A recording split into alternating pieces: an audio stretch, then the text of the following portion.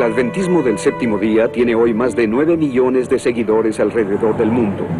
Con su atractivo énfasis en las profecías bíblicas, dieta saludable y educación, el movimiento adventista del séptimo día sigue creciendo en una notable proporción.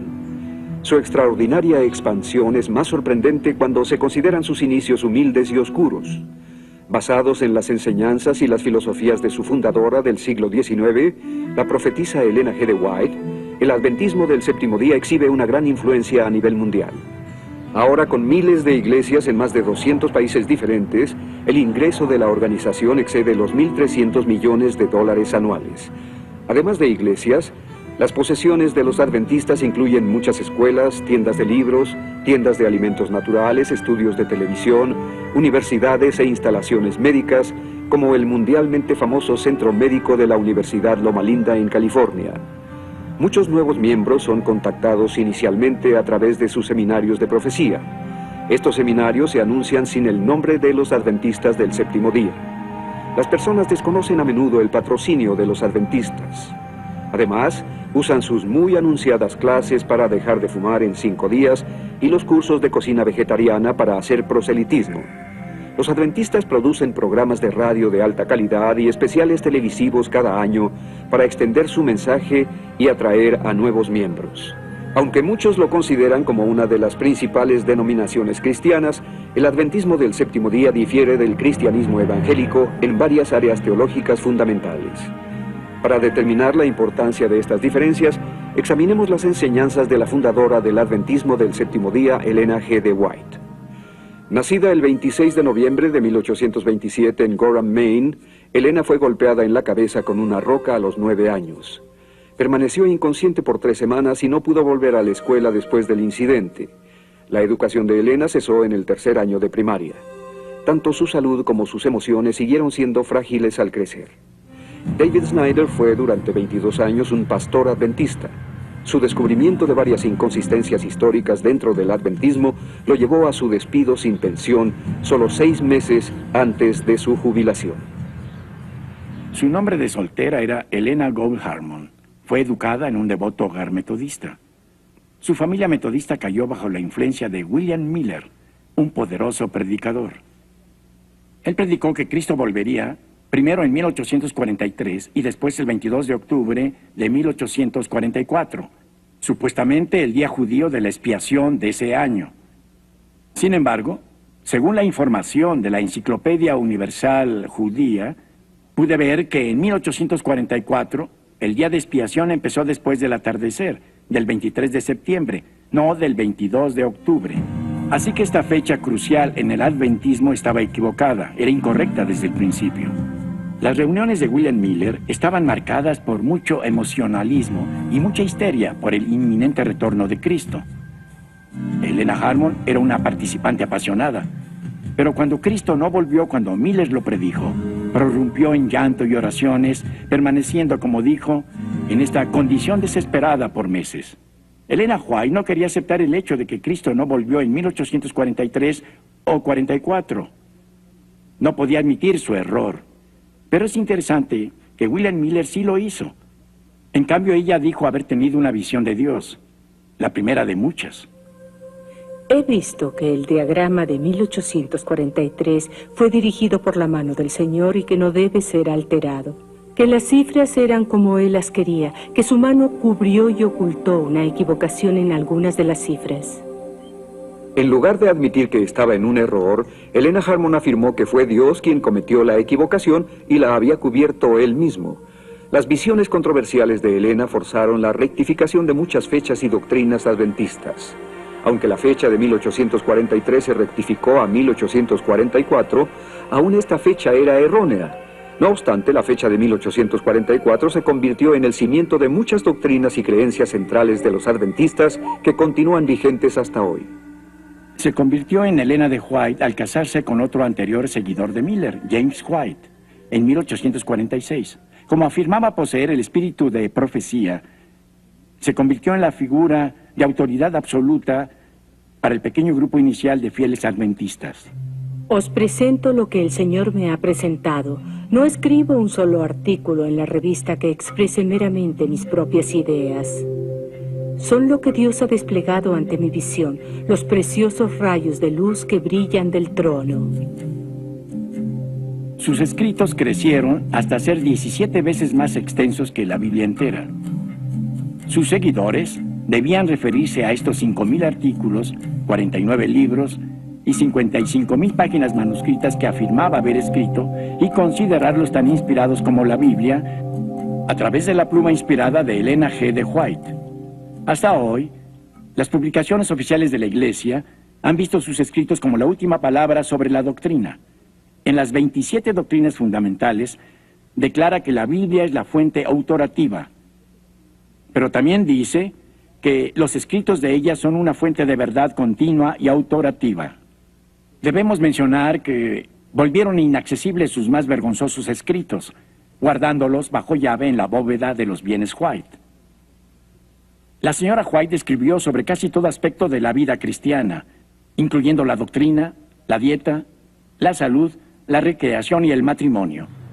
Muchos de sus escritos se realizaron en Elms Haven, su hogar en California. Afirmaba que un ángel se acercaba a su cama cerca de esta silla en su alcoba. Aún más, creen que los 3 ángeles mencionados en el Apocalipsis en la Biblia llevan 3 mensajes únicos: el juicio investigador, el día de reposo en sábado y el culto en domingo como la marca de la bestia. Sidney Cleveland era un ministro ordenado de los Adventistas del Séptimo Día que ministró a 13 iglesias entre 1979 y 1990. Mientras él investigaba para escribir un libro que daba validez a la inspiración divina de Elena G. de White, Cleveland descubrió tantas falsas profecías que se desilusionó. Más adelante publicó sus hallazgos en un libro titulado Blanqueado, desenmascarando los mitos de Elena G. de White. La Iglesia Adventista del Séptimo Día se fundó sobre profecías referentes a la segunda venida de Jesucristo. No es casualidad que la Biblia contenga muchas advertencias sobre falsos profetas. La prueba bíblica de un falso profeta en el Deuteronomio capítulos 13 y 18 es simplemente si la profecía se vuelve realidad o no. Es un hecho registrado en la historia que las siguientes profecías de Elena G. de White no se volvieron realidad como ella había dicho. Luego me fueron señalados algunos que están en gran error al creer que tienen el deber de ir a la vieja Jerusalén y piensan que tienen una obra que hacer allí antes que venga el Señor. Vi que Satanás engañó gravosamente a algunos con respecto a esto. También vi que la vieja Jerusalén nunca será edificada. Exactamente ha sucedido lo opuesto de lo que Elena White predijo entonces. La vieja Jerusalén ha sido edificada desde 1948, cuando Israel se convirtió en nación. Ella estaba completamente equivocada. Y también predijo en sus primeros escritos que acompañaría a los santos vivientes cuando Jesús volviera.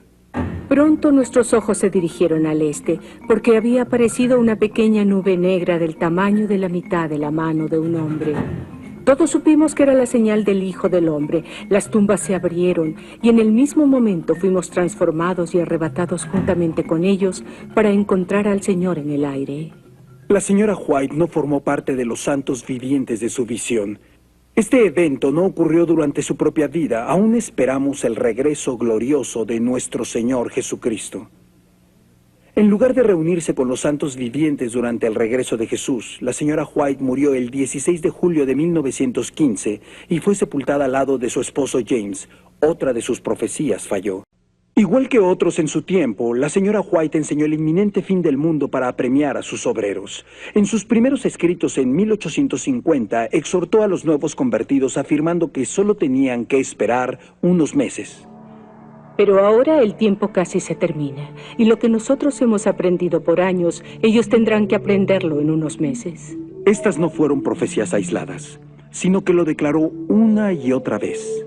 En mayo de 1856, en una iglesia de Battle Creek, Michigan, la señora White declaró audazmente: Vi que algunos de los presentes serían alimento para los gusanos, algunos sufrirían las 7 últimas plagas, y algunos serían transportados al cielo en la segunda venida de Cristo sin ver la muerte. En tiempos bíblicos, ella hubiera sido apedreada por ser una falsa profetisa. Elena White no limitó sus profecías a los eventos relacionados con la venida del Señor. También profetizó cómo los gobiernos extranjeros actuarían contra los Estados Unidos. En 1862 predijo la caída de los Estados Unidos después de una gran guerra que involucraría a muchas naciones. Durante la Guerra Civil, profetizó que Inglaterra declararía la guerra contra los estados del norte y los humillaría hasta el polvo. El ángel dijo: cuando Inglaterra declare la guerra, todas las naciones tendrán un interés propio que servir y habrá guerra en general, confusión general. Esta nación será humillada hasta el polvo. La historia ha probado el error total de esta profecía. Inglaterra no declaró la guerra contra los estados del norte. Otras naciones no se le unieron. Los Estados Unidos no fueron humillados hasta el polvo en derrota. La señora White, de nuevo, con claridad para la mente objetiva, profetizó falsamente. La señora White, en una visión, también afirmó haber viajado sobre alas a varios planetas que estaban llenos de habitantes. Informó haber conocido a Enoch en un distante planeta durante uno de sus viajes. Otras veces vio ángeles usando pasajes dorados para entrar y salir del cielo. Algunas de sus llamadas visiones reflejaban sus propias ideas racistas. Por ejemplo, creía que ciertas razas de gente eran resultado de relaciones sexuales entre hombres y animales, a las que llamaba una amalgamación. Toda especie animal que Dios creó fue preservada en el arca. Las especies confusas que Dios no creó, que fueron resultado de la amalgamación, fueron destruidas por el diluvio. Desde el diluvio ha habido amalgamaciones de hombre y bestia, como puede verse en las variedades casi interminables de especies animales y en ciertas razas de hombres. A pesar de la naturaleza antibíblica de sus visiones, sus seguidores continuaron aceptándola como la mensajera de Dios y sus escritos como tan inspirados que la Biblia. Dale Ratzlaff era un adventista del séptimo día de la cuarta generación que sirvió como pastor y maestro de la Biblia. Fue educado en su sistema escolar desde el primer grado hasta el seminario.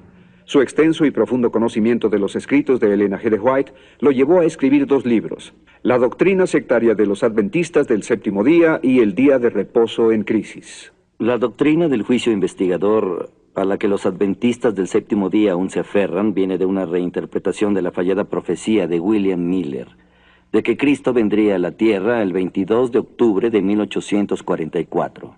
Los adventistas pensaban que la puerta de la misericordia se cerró ese día. Elena G. de White, con poderío profético, apoyó esta fecha y la creencia de la puerta cerrada. Su primera visión tenía un temible juicio para los adventistas que dejaron el mensaje de 1844 llamado el clamor de medianoche. Dijo que habían caído del camino para el cielo. Era imposible para ellos volver de nuevo al camino e ir a la ciudad, como para todo el mundo malvado que Dios había rechazado. Años después, cuando su primera visión fue reimpresa, aunque el prólogo decía que no se hizo ningún cambio en las ideas o los sentimientos, la porción de su visión que mostraba la puerta cerrada a la salvación fue excluida sin más. Después de 1851, los otros pasajes de la puerta cerrada fueron abandonados o reinterpretados. Debían encontrar una explicación para la desilusión de 1844. 2 seguidores de Miller, Hiram Edson y el señor Crozier, introdujeron una nueva teología del santuario, que enseñaba que en lugar de que Cristo viniera visiblemente a la tierra en 1844, entró por primera vez al lugar santísimo del cielo. Esta nueva enseñanza les dio una forma de salir de su dilema sin admitir su error. Elena G. de White dio inmediatamente la aprobación de Dios a esta nueva explicación para la fecha del 22 de octubre de 1844. El Señor me mostró en visión hace más de 1 año que el hermano Crozier tenía la verdadera luz de purificación del santuario. Todas las doctrinas se ajustaron pronto a 1844 como la purificación del santuario y el inicio del juicio investigador. La puerta cerrada tuvo que ser abierta para permitir la salvación de sus propios hijos, nacidos después de 1844, y para evangelizar a otros al adventismo. La salvación para todo el mundo, incluso aquellos que vivieron en tiempos bíblicos, debía depender de este juicio final. Así que fue introducido el sueño del alma. Las profecías de Daniel y el Apocalipsis tuvieron que ser reinterpretadas para ajustarse al juicio investigador. Fue una época de confusión y vuelco dogmático, pero la doctrina del juicio continuó cuando Elena White puso sobre ello su sello de aprobación. En el tiempo señalado para el juicio, al fin de los 2300 días, en 1844, empezó la obra de investigación y el acto de borrar los pecados. Todos los que hayan profesado el nombre de Cristo deben pasar por ese riguroso examen.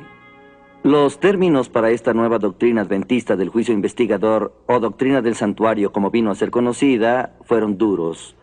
Enseñaba que un ángel anotador ahora registraba todo movimiento, incluso al grado de anotar los momentos de ocio en los que uno quería un poco de tiempo libre. La obra de cada uno pasa bajo la mirada de Dios y es registrada e imputada ya como señal de fidelidad, ya de infidelidad. Frente a cada nombre, en los libros del cielo aparecen con terrible exactitud cada mala palabra, cada acto egoísta, cada deber descuidado y cada pecado secreto con todas las tretas arteras. Las admoniciones o reconvenciones divinas despreciadas, los momentos perdidos, las oportunidades desperdiciadas, la influencia ejercida para bien o para mal, con sus abarcantes resultados, todo fue registrado por el ángel anotador. En verdad, esta doctrina del juicio investigador, única de los adventistas del séptimo día, ha matizado todas las demás doctrinas del movimiento. Ha habido mucha controversia y debate, porque ella no puede apoyarse en la Biblia. En su libro Movimiento del Destino, el renombrado historiador y teólogo adventista Leroy Froome declara que cualquier debilidad o negación o hundimiento de la verdad del santuario es un asunto no solo serio, sino crucial. Cualquier desviación o abandono ataca al corazón del adventismo y amenaza su misma integridad. Esta doctrina central adventista que declara que el juicio de las obras de los creyentes determinará su salvación es descaradamente antibíblica y no es enseñada por ninguna denominación cristiana legítima. Esta doctrina enseña que en algún momento entre 1844 y la segunda venida de Cristo, el nombre de todos los fieles será puesto a juicio. En ese mismo momento, si uno tiene algún pecado que no haya confesado, aún pecados olvidados, o si uno no demuestra perfecta obediencia a los 10 mandamientos, sobre todo al cuarto, estará perdido. Esta enseñanza es completamente contraria al Evangelio de gracia del Nuevo Testamento. En todas las religiones hechas por el hombre, se desafía la autoridad de las Escrituras de Dios y de la palabra inmutable. Los adventistas del séptimo día no son la excepción. Tienen su propia versión de la Biblia en inglés conocida como The Clear Word Bible, la Biblia de la palabra clara, en que insertan las palabras e ideas de Elena G. White directamente en el texto bíblico. Por ejemplo, en el capítulo 9 del libro de Daniel se agregaron 300 palabras a las Escrituras. Un escandaloso ejemplo de este tipo de alteración puede verse en Daniel capítulo 8, versículo 14, que en la versión Reina Valera simplemente dice hasta 2300 tardes y mañanas, luego el santuario será purificado. Sin embargo, en la versión adventista de la palabra clara, este pasaje ha sido muy alterado, como sigue. Después de 2300 días proféticos o 2300 años, Dios vendrá proclamando la verdad sobre sí mismo y restaurando el ministerio del santuario en el cielo a su justo sitio. Entonces el juicio comenzará, del cual la purificación del santuario terrenal era un prototipo. Uno puede ver hasta qué punto pueden ir los adventistas del séptimo día para apoyar a su profetisa, incluso a manipular las Escrituras. La Biblia de la Palabra Clara, publicada en 1994, tiene un comentario muy amplio para nutrir la fe y el crecimiento, que no es nada más que distorsiones agregadas a la palabra de Dios, para apoyar la teología adventista. También han publicado su Biblia de estudio, con palabras de Elena G. White incluidas en ella como un comentario inspirado. Otras doctrinas heréticas de los adventistas incluyen la idea de que la expiación de los pecados por Cristo en la cruz fue incompleta, que Jesucristo es el arcángel Miguel y que el infierno no existe. A mediados de 1800, con unos años de diferencia, los mormones, los testigos de Jehová, la ciencia cristiana y los adventistas del séptimo día presentaban doctrinas contrarias a aquellas sostenidas por los tradicionales creyentes en la Biblia. Leslie Martin era una devota seguidora de tercera generación del adventismo del séptimo día y creía que los escritos de Elena G. de White fueron inspirados por Dios. Sin embargo, la enseñanza que había recibido en su sistema escolar comenzó a esclarecerse cuando empezó a estudiar la Biblia. Muchas doctrinas de los testigos de Jehová y de los adventistas son similares. Esto es porque tuvieron comienzos comunes. El fundador de los testigos de Jehová, Charles Taze Russell, fue coautor de un libro llamado Los Tres Mundos, con N.H. Barber de los primeros adventistas. Los testigos de Jehová son solo una de las muchas sectas que surgieron del movimiento adventista. Sin embargo, los adventistas y los testigos de Jehová aún se aferran a las herejías del sueño del alma y de que el arcángel Miguel es Jesús. Los primeros adventistas, incluso James White y Uriah Smith, negaron la divinidad de Jesucristo igual que los testigos de Jehová. Ambos, los testigos de Jehová y los adventistas, produjeron sus propias versiones alteradas de la Biblia para reflejar sus aberrantes doctrinas. Ambos han fijado fechas falsas para el regreso de Jesucristo y fallaron miserablemente en sus profecías. Ambos han cubierto sus errores y han afirmado ser la única iglesia remanente en el mundo. Ambos son culpables de plagio de trabajos anteriores sin darles crédito a los autores originales. En 1982, un pastor adventista, Walter T. Ray, publicó este libro llamado La Mentira Blanca. Estaba dedicado a todos aquellos que prefieren creer una verdad amarga que una dulce mentira. Ray amaba los escritos de la señora White y pensó que debería leer lo que ella leía. Comenzó a encontrar un enorme número de plagios en sus escritos. A través de diligentes investigaciones descubrió que su supuesta inspiración divina había sido tomada prestada de otros autores sin dar crédito a las fuentes originales. Sus principales libros, incluyendo a Patriarcas y Profetas, El deseado de todas las gentes, El espíritu de profecía, El gran conflicto, Mensajes selectos, Hechos de los apóstoles, Palabra de vida del gran maestro, Consejos sobre mayordomía, Evangelismo, La educación cristiana, Obreros evangelísticos, Mensajes para los jóvenes, El ministerio de curación, Mi vida hoy, Profetas y reyes, Hijos e hijas de Dios, El camino a Cristo, Testimonios para la iglesia, El discurso maestro de Jesucristo y otros, contienen material plagiado robado de escritores anteriores. Un libro, Bosquejos de la vida de Pablo, fue plagiado enteramente por Elena G. de White. El resultado fue una demanda y el libro rápidamente dejó de imprimirse. A pesar de la evidencia irrefutable, la Iglesia Adventista del Séptimo Día eligió luchar contra estas acusaciones con un libro titulado La Verdad Blanca. Su línea principal de defensa era que, como no había leyes de derecho de autor en ese momento, Elena G. de White realmente no había violado la ley, lo que por supuesto esquivaba el problema. Más aún, el libro intentó reforzar firmemente la postura de la señora White como profetisa inspirada divinamente, declarando en la página 71 que lo que somos como iglesia es un reflejo de nuestra fe en la autoridad divina, evidente en los escritos de Elena G. de White. Sin embargo, la jerarquía adventista del Séptimo Día ha sido incapaz de comprobar que siquiera el 20% de los escritos de White son originales. Igualmente dudosas son las visiones que declaró recibir de Dios. Algunas de estas visiones resultaron ser solamente descripciones verbales de pinturas y dibujos que había visto en libros previamente publicados por otros autores. Dan Snyder siguió los pasos de su padre, convirtiéndose en pastor adventista. Su análisis de las enseñanzas de Elena G. de White causaron que más tarde dejara el adventismo y entrara al ministerio cristiano. Aquellos quienes examinan los primeros documentos que contienen los consejos de Elena G. de White para la dieta y la salud se sorprenderán. Debemos tomar en cuenta que era una dama victoriana con ideas muy conservadoras sobre el sexo opuesto. La mayoría de sus consejos de salud se relacionaban con sojuzgar los apetitos sexuales masculinos que ella consideraba excesivos. Sus sermones de este tema son largos, pero pensaba que los apetitos sexuales se controlaban a través de la dieta. Primero dio una lista de comida que evitar.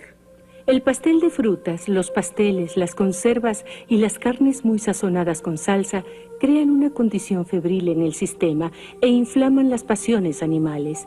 Hay que evitar los alimentos de origen animal y comer granos, verduras y frutas como parte de la dieta. Los seguidores eran exhortados a no tomar más bebidas chinas y tampoco las dejaba. Nuestro Padre Celestial envió con amor la luz de la Reforma Pro Salud para preservarnos contra los males de la complacencia desenfrenada del apetito. Muchas personas piensan que la vida vegetariana del adventismo del séptimo día es una alternativa saludable y muchos son atraídos por el adventismo por su mensaje naturista. Nos enseñaron como adventistas que teníamos un mensaje especial para el mundo en relación a la salud y que la profetisa Elena White se adelantó varios años a su tiempo. Para controlar esos apetitos sexuales masculinos, además de ser vegetarianos, la profetisa recomendó no comer nada en absoluto en las tardes. Las mujeres no eran inmunes a las recomendaciones de Elena White, que eficientemente controlaba a sus seguidoras, emitiendo directivas sobre sus peinados y manera de vestirse. Hablando de pelucas y otros accesorios, dijo: el cabello artificial y las almohadillas que cubren la base del cerebro calientan y excitan los nervios espinales que se centran en el cerebro. En consecuencia, muchas han perdido la razón y se han vuelto completamente locas al seguir esta moda deformante. Sin embargo, las esclavas de la moda continuarán vistiendo así su cabeza y sufrirán horribles enfermedades y muerte prematura. Una vez que el peligro mortal de las pelucas fue resuelto, Elena G. de White intentó imponer un cálido, incómodo y muy raro estilo de vestir en sus fieles seguidoras.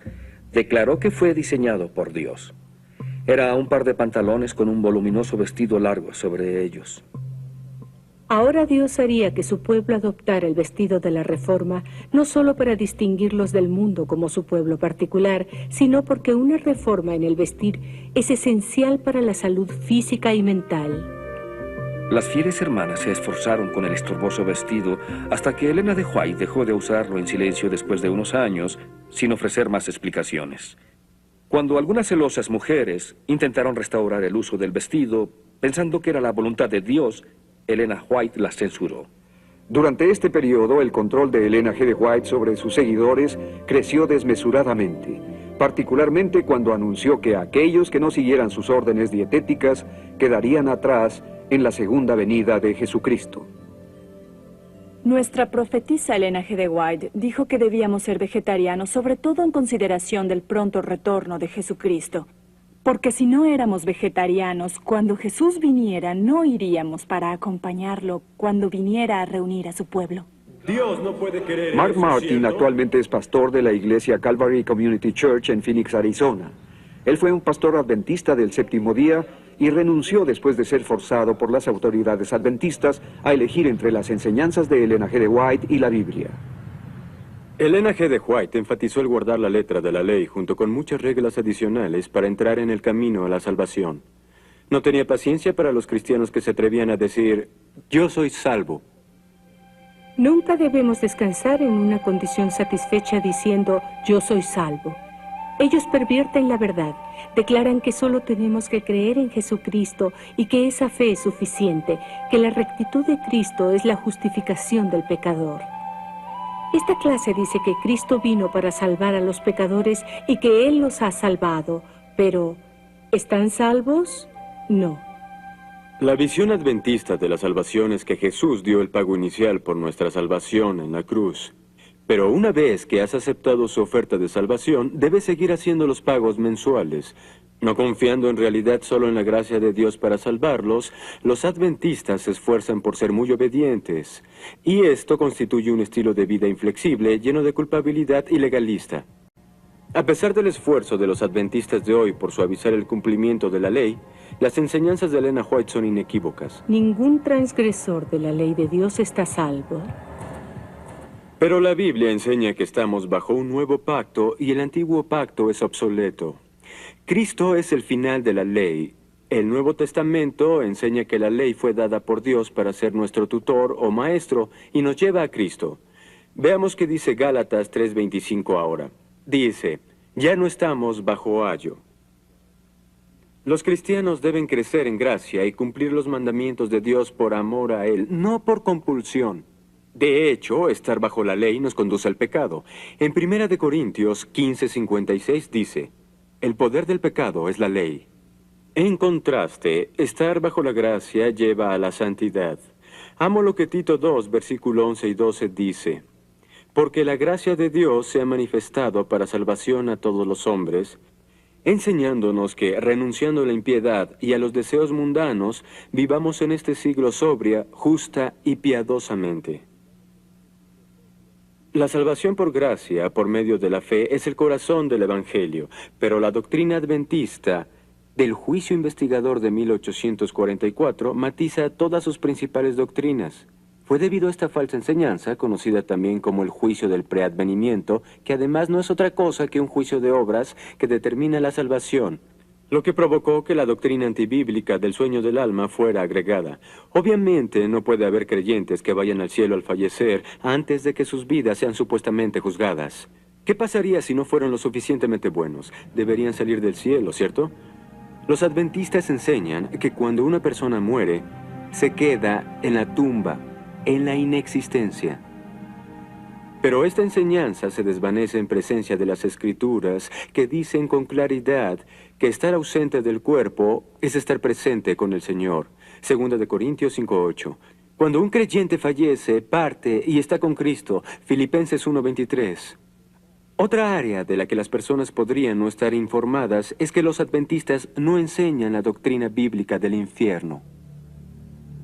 Una de las características principales del adventismo del séptimo día es que el día de reposo se guarda en sábado. Guardar el séptimo día es visto como una marca de lealtad a Dios. La idea del día de reposo en el séptimo día no fue original de Elena White. Fue iniciada, de hecho, por un contacto entre los bautistas adventistas y Joseph Bates, quien seguidamente convenció a James y Elena White de la idea en 1846. Elena la impuso finalmente al tener una conveniente visión. De esa manera presentó la enseñanza a sus fieles. Vi que el santo sábado es y será el muro que separa al verdadero Israel de Dios de los incrédulos. En los primeros años, cuando se empezó a guardar el sábado, siempre comenzaba a las 6 de la tarde del viernes. Era antes del ocaso en verano y después de él en invierno. Esto funcionó durante más de 9 años. Como la Biblia dice que el día de reposo debía ser guardado de ocaso a ocaso, surgió una división. El problema fue estudiado y presentado a la Conferencia Adventista en 1855, y votaron para mantener el día de reposo del atardecer del viernes al atardecer del sábado. Aún había desacuerdo entre los seguidores adventistas. La señora White decidió tener otra visión para resolver el problema. Un delegado en la conferencia informó: después de la conferencia, el 20 de noviembre, la visión fue dada estableciendo a los indecisos en el horario del atardecer. Lejos de que esa conveniente visión terminara con aquel problema, los adventistas continuaron haciendo preguntas. ¿Por qué no podían aceptar las visiones de la señora White del día de reposo del sábado en el crepúsculo? ¿Por qué cambiar ahora, después de 9 años? ¿No habían sido en verdad violadores del día de reposo y no defensores del séptimo día por los primeros 9 años de práctica? Debía presentarse otra visión de Elena White en la que prometió preguntarle al ángel y conseguir una explicación para cesar la controversia de una vez. Pregunté por qué sucedió esto, que en esta tardía fecha debamos cambiar la hora para comenzar el día de reposo. El ángel dijo: comprenderán, pero aún no. Aún no. La profetisa White murió sin haber dado la prometida explicación de parte de Dios. Sin embargo, el guardar el día de reposo del atardecer del viernes al atardecer del sábado llegó a ser de suma importancia para determinar quién recibiría el sello de Dios y sería salvo, y quién no lo sería. El sábado será la gran piedra de toque de la lealtad. Cuando esta piedra de toque le sea aplicada finalmente a los hombres, entonces se trazará la línea de demarcación entre los que sirven a Dios y los que no le sirven. La observancia del verdadero día de reposo sábado es una evidencia de lealtad. Una clase de personas recibe la marca de la bestia, la otra, por haber escogido el signo de obediencia a la autoridad divina, recibirá el sello de Dios. Por consiguiente, no guardar el día de reposo significa recibir la marca de la bestia y también el perder la vida eterna. Hoy la visión es igualmente severa. En la página 193 de la publicación adventista, 27 doctrinas fundamentales, dice: cuando este punto se presenta claramente delante del mundo, aquellos que rechacen el memorial de la creación divina, el sábado bíblico, eligiendo adorar y dar honor al domingo, conocido claramente que no es el día de adoración dado por Dios, recibirán la marca de la bestia. Esta es una marca que indica rebelión. Así que hoy en día, los adventistas han sujeto la salvación dependiente del día de la semana en que uno rinde culto. Varias escrituras del Nuevo Testamento identifican claramente el sello de Dios como una obra del Espíritu Santo, no de guardar el día de reposo. Por ejemplo, en Efesios 4:30 dice simplemente, «Y no aflijan al Espíritu Santo de Dios, con el cual fueron sellados para el día de la redención». La señora White no tiene ninguna base, en lo absoluto, para identificar el sello de Dios con el guardar el día de reposo. Los seguidores de Cristo se reunieron en el día del Señor, el día de la resurrección para su adoración y para compartir el pan, no en el día de reposo de los judíos. Los adventistas se desvían aún más en su doctrina de salvación al afirmar que Satanás, en última instancia, es el portador del pecado. Enseñan que él se lleva los pecados del mundo. Así como al quitar los pecados del santuario, el sacerdote los confesaba sobre la cabeza del macho cabrío emisario, así también Cristo colocará todos estos pecados sobre Satanás, autor e instigador del pecado. ¿Qué diferente es esto del mensaje tan claro de la Biblia que dice que Jesús llevó él mismo nuestros pecados en su cuerpo sobre el madero? El apóstol Juan exclamó, «He aquí el Cordero de Dios que quita el pecado del mundo». La verdadera salvación debe centrarse solo en Jesucristo. Steve Cannon, director de Personal Freedom Outreach, un ministerio de investigación de sectas muy respetado, ha examinado la cuestión de si el adventismo del séptimo día debería ser clasificado como una secta. Hoy, los adventistas del séptimo día luchan por ser incluidos en la línea principal de cristianos, protestantes y evangélicos, y por consiguiente objetan fuertemente cualquier comentario de que estén enseñando doctrinas sectarias. Un pastor adventista proporcionó las siguientes 5 características de una secta. Usted juzgue si esta denominación encaja o no en su propia definición de una secta. Punto 1. Las sectas o las religiones falsas normalmente tienen un poderoso líder humano que se convierte en el Mesías, entre comillas, de la secta. ¿Quién puede negar la confianza total del grupo en las enseñanzas de Elena G. de White? Tal vez no sea llamada su Mesías, pero evidentemente es su mensajera de Dios, venerada por todos. Punto 2. La palabra de los líderes o enseñanzas de la secta se convierten en la verdad absoluta más importante que las enseñanzas de la Biblia. Ningún adventista se atrevería a negar que los comentarios de Elena G. de White sobre cierta porción de la Biblia determinan la aceptación o rechazo del grupo de la interpretación histórica de esas escrituras. Sus interpretaciones prevalecen y se convierten en doctrina adventista. Aún hoy, se considera que sus escritos son tan inspirados como las escrituras. Punto 3. Toda secta usa tácticas de presión para forzar a los miembros a la sumisión. Elena White sabía presionar a las personas para someterlas. Primero, decía recibir una reprensión de Dios para la persona que declaraba públicamente en su testimonio. En general, la persona se sometía bajo la presión. He pronunciado amonestaciones porque el Señor me ha dado palabras de reprobación para la iglesia. Las tácticas tal vez ya no sean tan escandalosas, pero hoy en día sus seguidores siguen sujetos a tácticas de presión para conformarse al grupo. El amor, la aceptación y la fraternidad muy a menudo son retirados de las personas que dudan de las enseñanzas oficiales de la... Toda secta niega la verdad central del Evangelio, que Jesús es el divino Hijo de Dios, sin principio ni final. Niegan que su muerte haya traído salvación para toda la raza humana. Como resultado, la salvación se alcanza por la adherencia a las enseñanzas de la secta, en lugar de por aceptar a Cristo y seguirlo. Señalaríamos que el grupo originalmente negó la divinidad de Jesucristo. Hoy creen que Jesucristo es eterno, pero están atascados en la vieja doctrina de que Jesús es el arcángel Miguel. Necesitan establecer firmemente una doctrina y descontinuar la otra.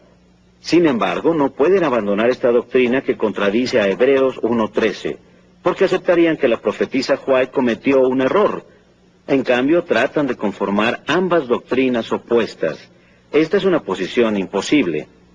Acerca de la salvación por gracia, solo por fe en Cristo, los adventistas han agregado el juicio investigador, el guardar el día de reposo, la obediencia a los 10 mandamientos y otras leyes del Viejo Testamento como requisitos para la salvación. Además, creen que los pecados del mundo han sido puestos sobre Satanás en lugar de Cristo y que los cristianos deben presentarse solos ante Dios, sin Cristo como su mediador. Los que vivan en la tierra cuando cese la intercesión de Cristo en el santuario celestial deberán estar en pie en la presencia del Dios Santo sin mediador. Compare esto con la precisa afirmación de la Biblia en Hebreos capítulo 7, versículo 25, acerca de Jesucristo. Por lo cual, puede también salvar perpetuamente a los que por Él se acercan a Dios, viviendo siempre para interceder por ellos. En verdad, la salvación para ellos, los adventistas, colocando el pecado en Satanás, no es la salvación que enseña la Biblia. Punto 5. Las sectas instan a menudo a sus convertidos a dejar a sus familias. Por fin podemos encontrar un punto en el que estamos de acuerdo. Los adventistas no instan a sus convertidos a dejar a sus familias. Eso significa que de los 5 puntos que marcan a un grupo como una secta, 4 aplican a los adventistas. Por lo tanto, muchos sienten que es demasiado parecido a una secta. En la década de 1950, ministros cristianos evangélicos reconocidos se acercaron a la jerarquía de los adventistas para saber la verdadera naturaleza de sus creencias doctrinales. En un gesto similar al de los mormones, los adventistas, deseando la aprobación de la comunidad cristiana más numerosa, engañosamente adoptaron la visión evangélica de la salvación solo por gracia. Esto apacentó temporalmente a muchas denominaciones cristianas, pero causó daños dentro del adventismo del séptimo día. Muchos seguidores se sintieron traicionados y comenzaron a investigar las enseñanzas de Elena G. de White para descubrir la verdad. Quienes lo hicieron se alarmaron por lo que encontraron. Lo que empezó para muchos como una búsqueda para validar el adventismo, se convirtió en cambio en un descubrimiento pavoroso de los plagios, falsas profecías y enseñanzas heréticas de Elena G. de White. Yo nací y crecí como una adventista del séptimo día de la 4ª generación, con raíces en la familia Kellogg. Fui educada en la primaria adventista. Me bauticé siendo muy joven y me comprometí con lo que creía que era la única iglesia verdadera. El cambio vino cuando fui invitada por varias personas a ir a una iglesia cuyo pastor había sido adventista en el pasado. Y accedí a conversar con él. No creí que tuviera nada que enseñarme, pero lo hizo y comprendí que la iglesia adventista me estaba engañando. Don y yo somos adventistas de la 3ª generación. Fuimos educados en preparatorias y universidades adventistas. Después fuimos miembros de la facultad de la Universidad de Pacific Union. La vida divina recibirá el sello de Dios. Éramos adventistas muy fieles. Pensábamos que Elena White había sido inspirada por Dios y tenía la misma autoridad que la Biblia. A la fe adventista y dediqué todo mi tiempo personal a las asambleas y a compartir mi fe. De niño ahorraba mi dinero para comprar y estudiar los libros escritos por Elena G. de White. Ninguna persona era más fiel de lo que yo fui. Yo habría dado mi vida por la iglesia adventista del séptimo día. Creía en verdad en el concepto de iglesia remanente y en Elena G. de White. Al investigar, descubrí que la iglesia sabe de lo que Elena White escribió, cómo fue que obtuvo su material. Nunca me dijeron eso en el sistema escolar, jamás escuché nada acerca de todos esos escritos que copió, plagió, y cuando me di cuenta de eso, en realidad me hirió mucho. Me sentía como si me hubieran mentido. Hace varios años me di cuenta, sin lugar a duda, con especial gratitud al ministerio adventista del pastor Mark Martin, que Dios me llamaba para dejar la fe y ministerio adventista. Empecé a ver que la iglesia era incoherente teológica y políticamente. Cuando les convenía, contradecían la Biblia, contradecían a Elena G. de White y contradecían al propio manual de la iglesia. Jamás me he arrepentido de mi decisión de abandonar a la iglesia adventista del séptimo día. Espiritualmente fue lo mejor que he hecho en toda mi vida. Un mes después me invitaron para ser pastor en una iglesia evangélica. Los últimos años han sido los más gratificantes de mis 31 años como cristiano. Soy parte de la familia de Dios que en verdad mantiene a la Biblia como la única autoridad de fe y práctica. Jesús nos salva, pero no por nuestras obras, aunque puedan parecer obras muy buenas en verdad. No somos salvos por lo que hacemos, por nuestro estilo de vida, ni por la dieta, sino por lo que Jesús ha hecho por nosotros. Las reglas están allí, las obedecen en esclavitud y no me gusta ser esclava. Yo quiero tener libertad en Cristo. Para Don y para mí, el haber tenido parte en esta búsqueda continua por la salvación, la nuestra y la de otros, ha sido una bendición. Yo comprendo la seguridad del Evangelio. Yo sé que somos salvos a través de Cristo, que tenemos esa confianza. Y eso significa mucho, significa mucho. Ahora soy pastor de una maravillosa iglesia cristiana evangélica. Es un gran alivio estar libre del cenagal del adventismo del séptimo día y poder regocijarme en el amor continuo de Jesucristo y de su palabra inmutable.